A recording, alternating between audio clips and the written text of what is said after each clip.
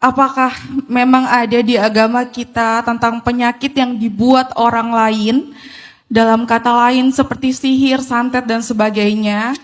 Tema hari ini sangat relate sekali sama kehidupan saya 2 bulan terakhir, Ustadz. Lagi ngerasa capek-capeknya, itu datang dengan tiba-tiba, Ustadz. Di sebelum tahun 2025 ini. Saya merasakan di bulan November, tiba-tiba saya merasa capek dengan rumah tangga saya, Ustadz. Saya sudah menikah selama 7 tahun. Alhamdulillah saya sudah dikaruniai 3 orang anak wanita semua, Pak Ustadz. Di bulan November kemarin, Pak Ustadz, saya merasa ada kejanggalan di dalam kehidupan saya.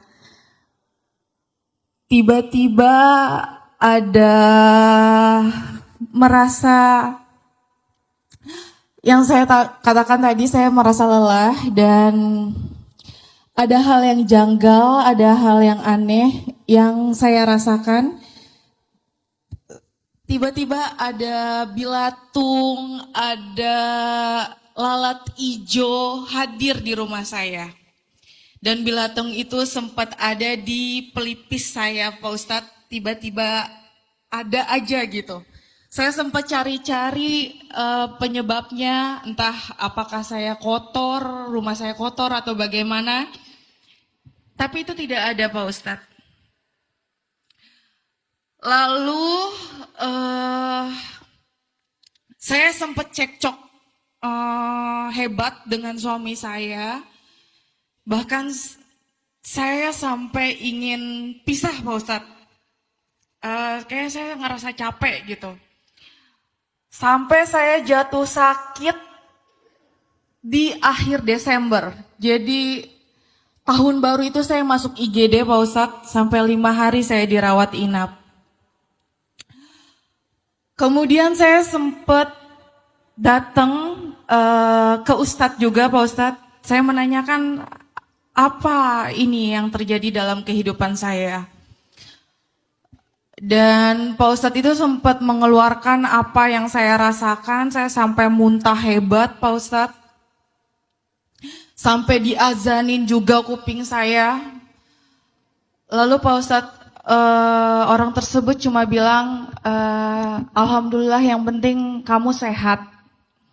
Cuma ada yang iseng dalam rumah tangga kamu, intinya ingin menghancurkan, Pak Ustadz. Seperti itu. Dan yang ingin saya tanyakan, Pak Ustadz, apakah memang ada di agama kita tentang penyakit yang dibuat orang lain, dalam kata lain seperti sihir, santet, dan sebagainya? Dan kalaupun ada, Pak Ustadz, bagaimana cara menyikapi dan mengobati sakit tersebut? Itulah kenapa kita diajarkan untuk menjaga diri kita dengan zikir yang disebut dengan istilah ruqyah. Jadi ruqyah itu adalah penjagaan diri melalui amalan zikir. Dawamkan zikir pagi, zikir petang, dawamkan kalimat-kalimat doa setiap kali mau melakukan sesuatu, terutama ketika tidur, karena biasanya itu dikirimnya justru ketika kita lemah, dan waktu yang paling lemah itu ketika kita tidur.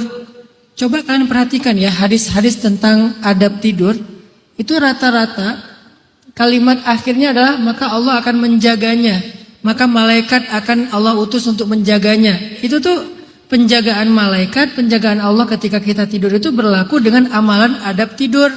Salah satu di antara adab tidur itu adalah, kalau mau ideal sih berwudu. Mau kalian sedang suci atau sedang haid, gak apa-apa, tetap berwudu.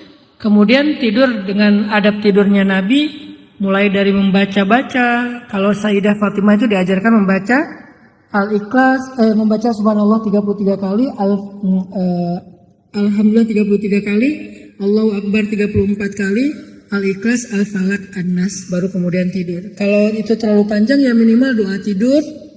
Kemudian kita juga diajarkan untuk menjadikan doa itu sebagai penjaga kita yang dinaungi oleh malaikat di dalam rumah kita. Masuk rumah kita baca-baca, keluar rumah kita baca-baca. Kemudian di dalam rumah kita perhatikan jangan sampai ada sesuatu yang mengundang datangnya syaitan. Banyak amalan-amalan yang perlu kita perhatikan nanti Mbak Naila ya. Mbak Naila coba cek lagi. Mungkin Mbak Naila udah ruqyah dengan datang ke seorang ustadz. Tapi jangan hanya diruqyah sama ustadz, ruqyah juga diri sendiri setiap hari secara dawam. Kalau datang ke ustadz itu kan terbatas ya waktunya, paling bisa beberapa hari sekali atau beberapa minggu sekali. Sedangkan penjagaan itu dibutuhkan setiap hari.